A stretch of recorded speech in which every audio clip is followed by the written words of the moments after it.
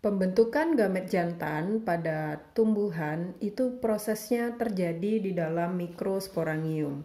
Nah, di manakah letak mikrosporangium? Kita bisa lihat ini adalah kepala sari, dan kepala sari inilah jika kita belah di dalamnya akan nampak bangunan yang seperti ini. Kotak-kotak yang bagian dalam ini disebut dengan kotak spora atau nama lainnya adalah mikrosporangium. Di dalam satu kepala sari akan terdapat 4 mikrosporangium. Mikrosporangium inilah merupakan tempat terbentuknya gamet jantan pada tumbuhan.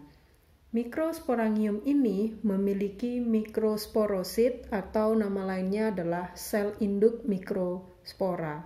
Di dalam masing-masing mikrosporangium ini terdapat banyak mikrosporosit.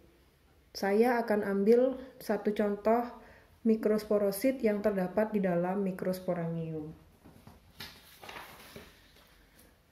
Mikrosporosit ini memiliki inti mikrosporosit yang akan melakukan pembelahan secara meiosis.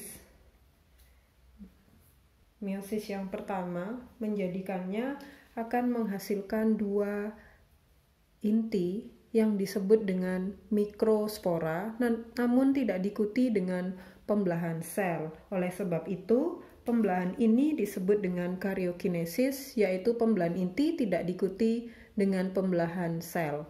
Kemudian mikrospora ini masing-masing intinya mengalami pembelahan lagi, meiosis yang kedua, menghasilkan 4 inti mikrospora.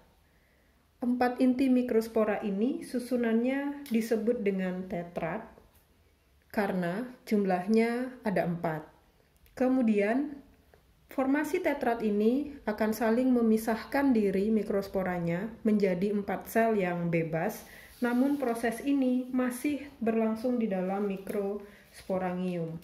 Jadi ada 4 sel yang terbentuk.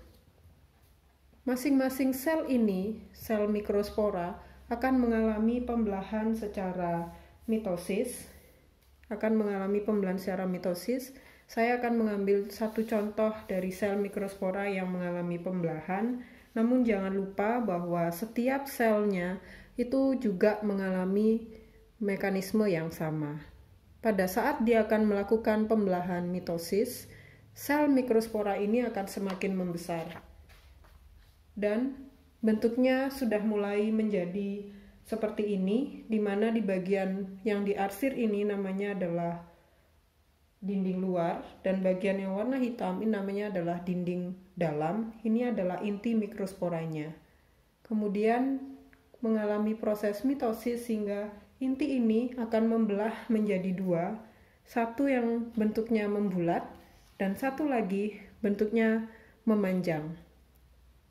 Inti yang membulat ini disebut dengan inti vegetatif,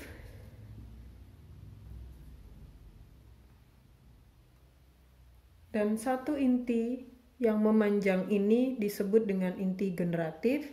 Inti generatif memiliki 2 inti yang membelah, tidak diikuti dengan pembelahan sel, mengalami karyokinesis kembali, sehingga inilah yang disebut dengan inti sperma, jumlahnya 2, sedangkan inti vegetatif jumlahnya 1. Kemudian nanti bentukan ini semua, ini disebut dengan serbuk sari. Inilah yang disebut dengan sel mikrospora yang berkembang menjadi serbuk sari. Sometimes, but you just gotta know it'll all be fine. It's okay.